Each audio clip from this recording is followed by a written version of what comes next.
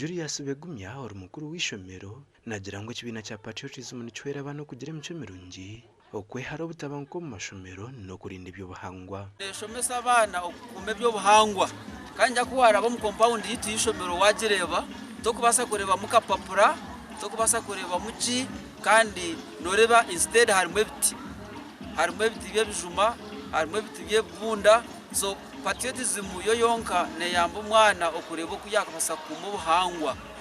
bwese muri kigaragara itiyambere munonga abukuba no kwigisa abana kunda umwana kwikunda akakunda ishomero kandi akakunda nihangari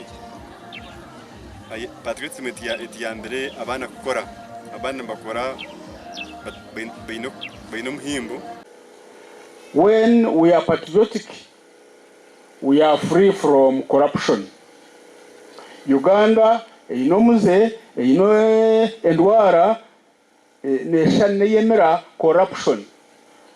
Kumukura corruption, musha oshote nakajwaro ko kujwara corruption no bushuma.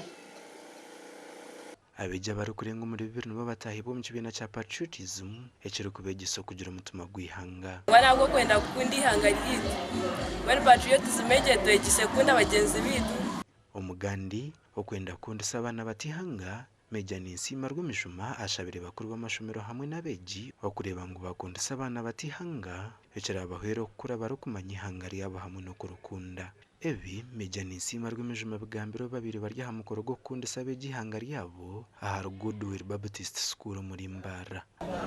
umuntu rukundi ihangari narebe rizoba areba nyicyakare areba nakosha nyicyakare ari nguze myaka nkesha 5 misho konka kora arebe Jeno kutulia tuyabanyankore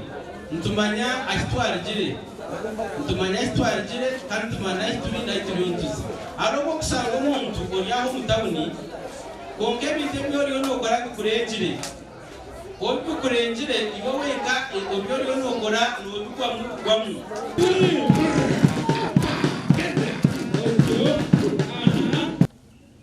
erishomero twegesaba no kutina rahanga twegesaba no korobera bazire babo twegesaba na okwekunda no kundi hanga ryabo abo kwabuze mu utakundi hanga ryawo nanoye yanga so niyo nshonga habwenki tubegesa na parade ya promoting physical fitness yagenda je kurungi munonga na gymnastics zagenda je kurungi munonga nsima abashomesa nabona abatiremwa amani. It's really good. It helps our children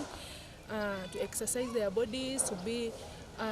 sober. It helps because you find that some schools kids be in class from morning to evening without doing anything and they are dozy. Ahabwa amashomero kugumanagaza obuvuyo abantu bagira ngo batandikira kushomesa abana bakiro bato kibahwira kure barokore binte bishire abana babatendekirwe imyogo itari yemwe nemwe okwenda kubashongora habinte binekora no kundi hanga ryabo gasha kwa Anita Tukunda.